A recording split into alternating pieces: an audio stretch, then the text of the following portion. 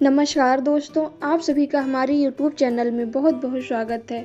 आइए आज हम जानते हैं कि प्रबोधिनी एकादशी क्यों और किस लिए मनाई जाती है। हिंदू धार्मिक मान्यताओं में देवउठनी एकादशी का अत्यधिक महत्व है। इस दिन किए गए दान पुण्य का फल व्यक्ति को कई गुना अधिक होकर प्राप्त होता है। देवउठनी एकादशी के दिन माता तुलसी के पूजन का भी विशेष महत्व है। यदि आप भी अपने जीवन में भगवान श्री हरि विष्णु जी की कृपा प्राप्त करना चाहते हैं तो प्रबोधिनी एकादशी का व्रत अवश्य करें। ऐसा कहा जाता है कि एक राजा के राज्य में सभी लोग एकादशी का व्रत करते थे।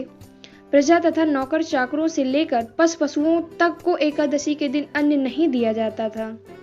एक दिन किसी दूसरे राज्य का एक व्यक्ति राजा के पास आकर बोला, महाराज कृपा करके मुझे नौकरी पर रख लें। तब राजा ने उसके सामने एक शर्त रखी कि ठीक है, रख लेते हैं, किंतु रोज तो तुम्हें खाने को सब कुछ मिलेगा, पर एकादशी को अन्न नहीं मिलेगा। उस व्यक्ति ने उस समय हाँ कर ली, पर एकादशी के दिन जब उसे फलाहार का सामान दिया गया तो वो राजा के सामने जाकर गिड़गिड़ाने लगा, महाराज इससे मेरा पेट नहीं भरेगा, मैं भूखा ही मर जाऊंगा, मुझे अन्न दे दो। राजा ने उसे शर्त की बात याद दिलाई, पर वो अन्न छोड़ने को राजी नहीं हुआ। तब राजा ने उसे आटा, दाल, चावल आदि दिए। वो नित्य की तरह नदी पर पहुंचा और स्नान कर भोजन बनाने लगा। जब भोजन बन गया तो वो भगवान को बुलाने लगा, आओ भगवान, भोजन तैयार है। 15 दिन बाद अगली एकादशी को वो राजा से कहने लगा कि महाराज मुझे 2 गुना सामान चाहिए। उस दिन मैं भूखा ही रह गया। राजा ने कारण पूछा तो उसने बताया कि हमारे साथ भगवान भी खाते हैं, इसीलिए हम दोनों के लिए ये सामान पूरा नहीं होता।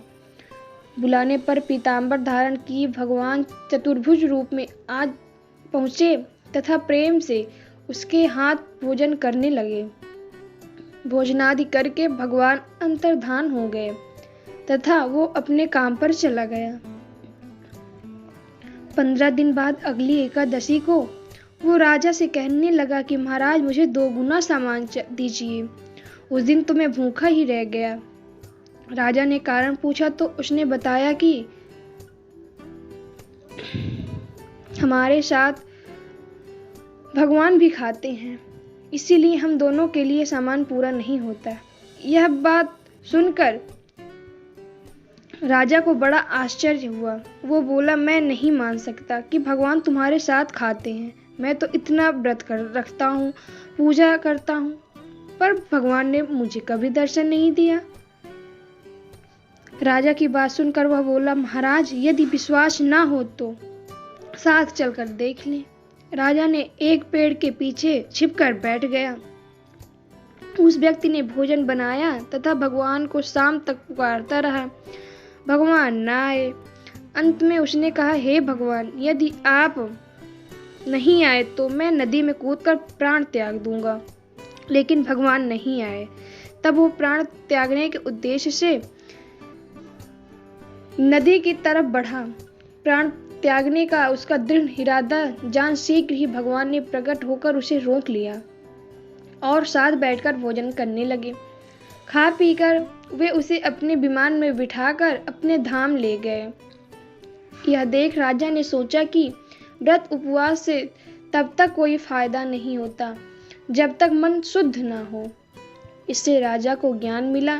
वो भी मन से व्रत उपवास करने लगा और अंत में स्वर्ग को प्राप्त हुआ। प्रबोधिनी एकादशी करने का विधि।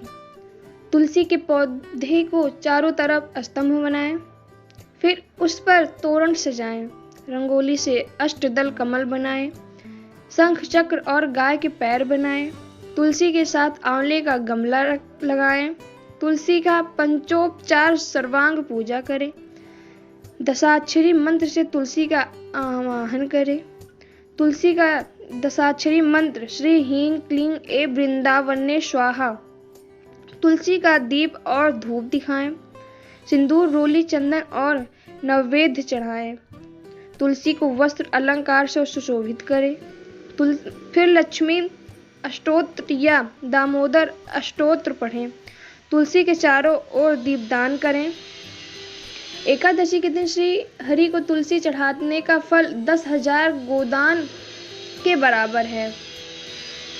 जिस दंपतियों के यहाँ संतान न हो वो तुलसी नामाष्टक पढ़ें। तुलसी नामाष्टक के पाठ से न शीघ्र विवाह होता है बल्कि बिछड़े संबंधी भी करीब आते हैं। जय माता दी।